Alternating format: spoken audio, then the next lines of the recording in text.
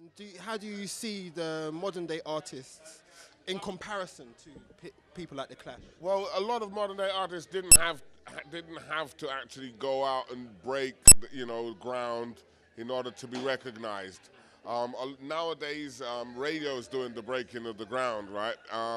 In our day, radio was quite reluctant to play some of the songs that we were singing about because some of the topics were, a bit close to the bone, perhaps, for, the liking of those in power, but nowadays it's actually invited. People are invited to be rebellious or to say something contra to the system or to speak their mind even. Yeah. People feel afraid.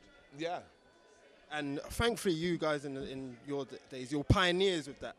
Yeah, we didn't hang around with that, like for instance, Linton Kwesi Johnson saying to me after the death of Blair Peach in the riot in Southall, saying, the police killed that guy, the police killed that guy. And going, yeah, well, okay, so the police killed the guy, and I'm going to write a poem about it. And he wrote a poem about it, and then he said it, and he challenged everyone to say, look, the police killed that guy.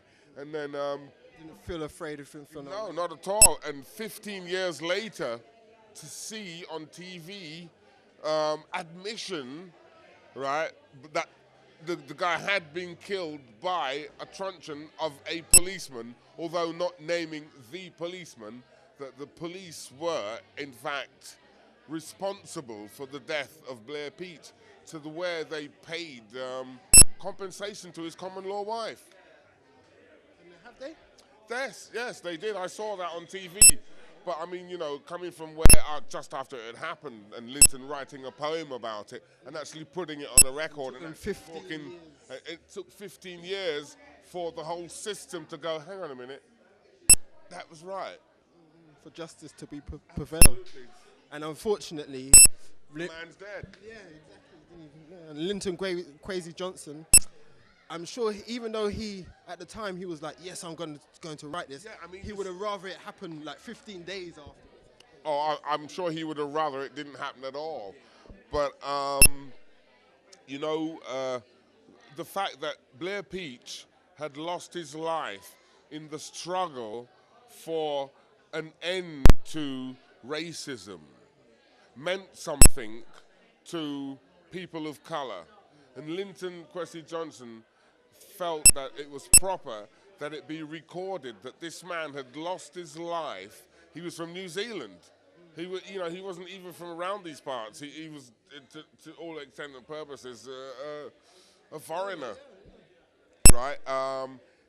So that this man had lost his life for that cause had to be recorded. So, what is Dennis Bovell doing for himself nowadays? Well, other than recording with Jamaican poets. In January of next year, I'm about to set out on my next album. So I've got all the songs, and I'm just kind of, chilling them over in my mind, and the date is set for January 12th, studio time. And will there be a Matumbi greatest hits? Should be. That is hard to tell. Matumbi is controlled by a committee, and I'm controlled by me.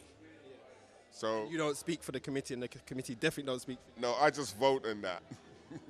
Okay. Well, it's nice, very nice speaking to you, Mr. Bovell. And I wish you all the luck in the world. Thank you very much. Yeah, thanks.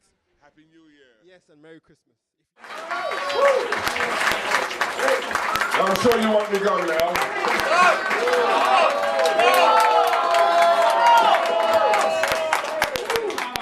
All right, then. Some time ago when we started the Lovers Rock movement, the sound systems in England said they weren't going to play reggae unless it was made in Jamaica. We forced them to change their minds. Yeah. This song is a song from the Matumbi days, a song called Empire Road. It was a TV series on Channel 4, ITV.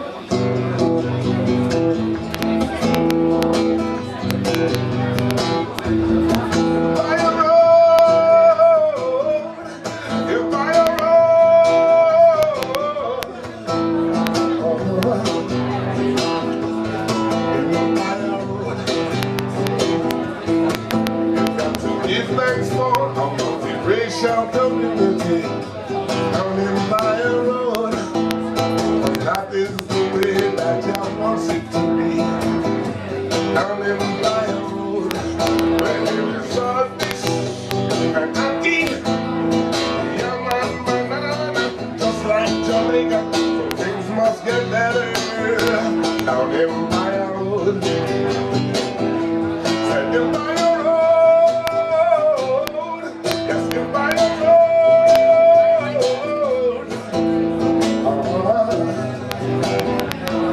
Empire Road,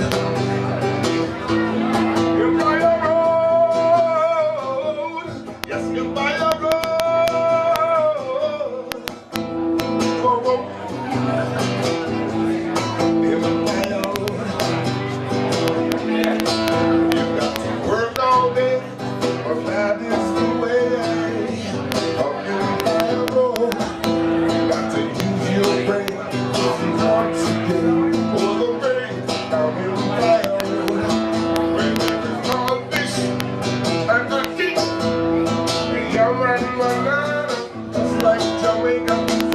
Must get better down Empire Road. Empire Road, yes, Empire Road.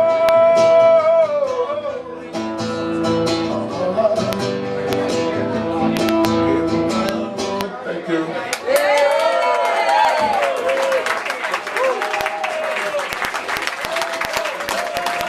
Dennis Bovell, ladies and gentlemen.